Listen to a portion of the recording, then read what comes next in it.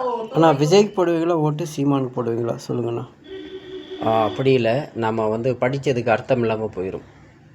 நம்ம அப்பா அம்மா தான் வந்து படிக்காதவங்க, அந்த காலத்தில் நாலேஜ் இல்லாமல் இருந்தாங்க. நாம் இப்போ படிச்சிருக்கிறோம்ல, அதனால் விஜய் வந்து பெரியாரை சுமந்துட்டு வராரு, அண்ணாவை சுமந்துட்டு வராரு, எம்ஜிஆரை சுமந்துட்டு வராரு. இவங்களாம் நம்ம நாட்டுக்காரங்களே கிடையாது.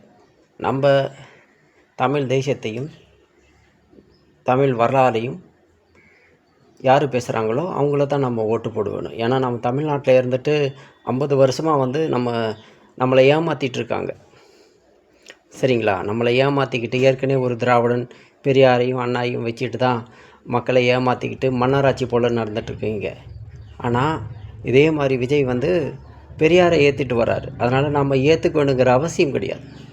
இங்கே பார்த்தீங்கன்னா கக்கன், தீரன் சின்னமலை, இது மாதிரி கப்பலோட்டிய வஉசி, ராஜராஜ சோழன், நிறைய மன்னர் இருக்கிறாங்க.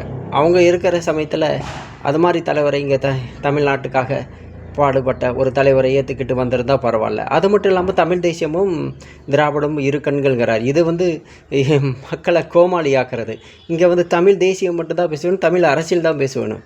இங்கே இது மக்களை கோமாளியாக்குறது. ஏற்கனவே ஒரு திராவிடம் 50 வருஷமாக மக்களை என்ன சூத்த புண்ணாக்கிட்டு இருக்கிறான். இவன் வந்து மட்டும் என்ன செய்ய போகிறான்? நம்ம நாட்டில் ஆரியனும் வேண்டாம், திராவிடம் வேண்டாம். தமிழ் தேசியத்துக்காக, மண்ணுக்காக, மக்களுக்காக யார் உழைக்கிறாங்களோ அவங்களுக்கு தேடி பிடிச்சி ஓட்டு போட்டு போவோம். 50 வருஷமாக ஏமாந்தது போதாதா? எங்கள் அப்பா செஞ்ச பிள்ளைனால நானும் பண்ண வேணுமா? அதனால் எங்கள் ஓட்டு சீமானுக்கு தாங்க, சீமானுக்கு தான். அதில் நீங்கள் அடித்து வச்சுக்கோங்க, சீமானுக்கு தான் எங்கள் ஓட்டு.